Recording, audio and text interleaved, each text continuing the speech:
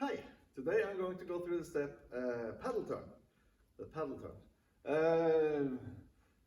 As you might imagine, it's a turn, and the paddle, when I hit the paddle in the paddle turn, I think of a sort of a man in a canoe or something with an oar that's paddling.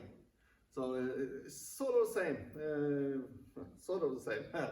Okay, if we do a paddle half turn, I start with the weight on left. I could have started with the weight on right as well, of course. But then I turn, I put my right a little bit forward and out, and just push me a little bit, turn a little bit to my left. I move my right, push again, and then I turn. So it just touch with the right, push a little bit, touch, push, touch, push. So the most of my weight, or almost all of my weight, is still on the left. I'm just spinning around. My left is stationary, and just paddle with my right.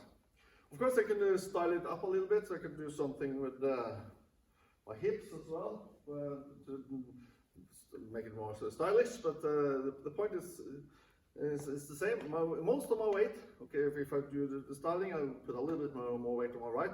Let's say that I have 95% weight still on my left.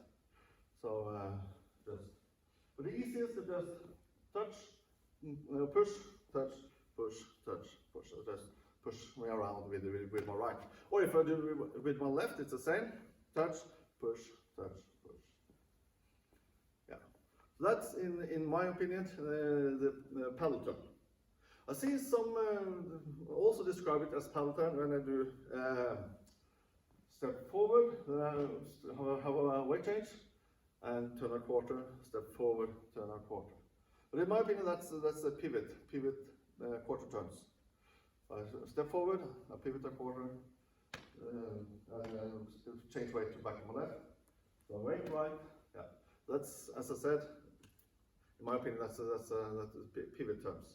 The paddle turns, just it's a lighter. I just spin around and just pushing me along with my right or my left, and that's the paddle turn. Good luck.